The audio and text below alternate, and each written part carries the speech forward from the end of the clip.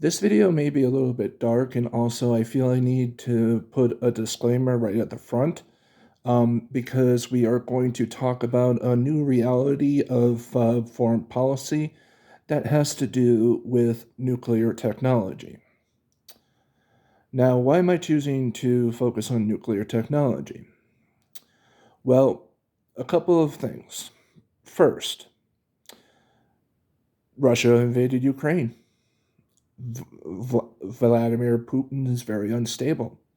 He's heightened his nuclear arsenal to some type of an alertness that we just don't know what he plans to do, but he is unstable. But the United States has told us that he has no plans to fire him at this moment. Now, I just pray that that doesn't change. But however, while this crisis has been going on, one thing that has been going on behind the scenes for quite some time has been taking on place all along. Other countries are getting back into the nuclear game, or should I say, even expanding their nuclear powers. One of them is China. And China's nuclear capability might be a concerning factor for us in this matter. Okay, they may not have the effectability of our missiles, but they have the technology to make them the most modern nuclear devices.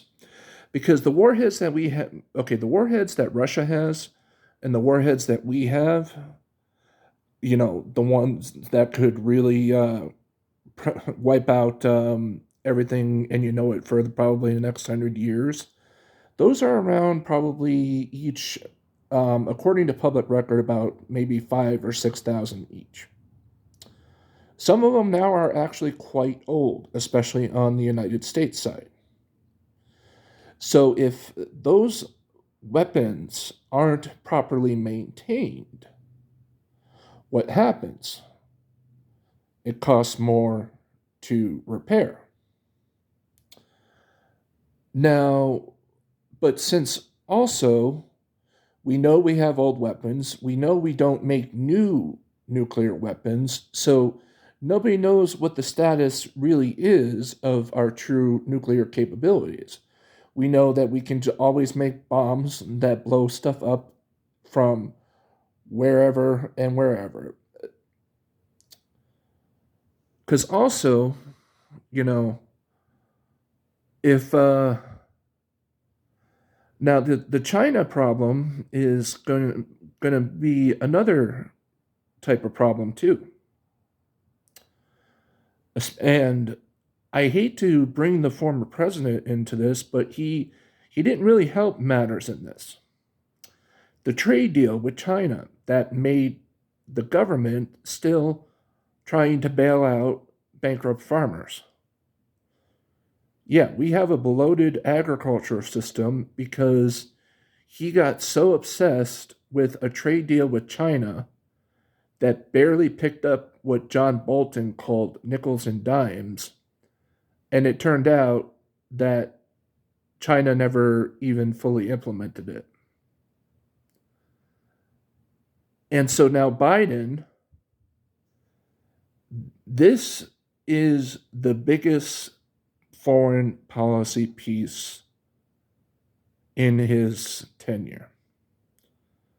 And I'm going to call it the China problem. I don't mean to sound in a negative problem. Or no, excuse me, I don't mean to sound it as a negative racist problem. Because how do we maintain our superiority and stop other countries that we depend on for technology, we depend on for monetary things, we depend on for trade? What's to stop them from getting a nuke and using it hypothetically on Taiwan or something horrible like that? Because China does have human rights abuses. Trump wasn't interested in the human rights abuses. He just wanted a trade deal that looked good. Biden is, Um, he is strong on foreign policy, but we are still waiting for a new trade deal with China. And these are the details that I want to know what his future plans are. Does he have a strong enough relationship with Xi Jinping?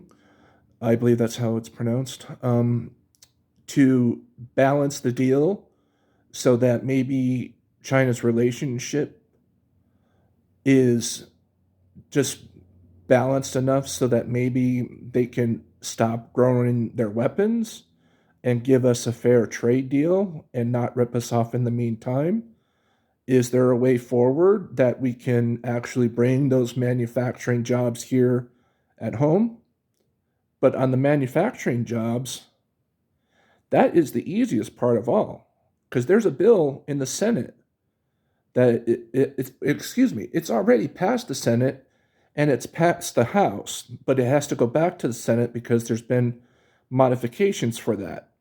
And it has to do with chips and windmills and other things that we are currently that's part of the inflation, because we get a lot of that technology from China.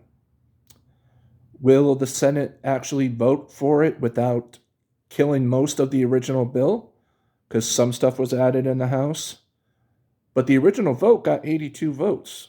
So why not pass it now and get $250 billion in manufacturing into the economy? Bring those jobs back, Senate. Sign the bill, Biden.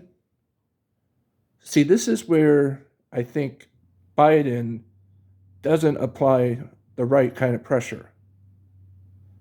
There's bills constantly passing the House and constantly passing the Senate back and forth for modification and stuff of that nature, but they never seem to go to him.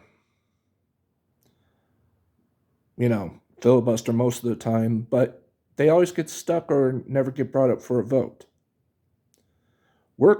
Find 10 GOP senators, start getting more things done.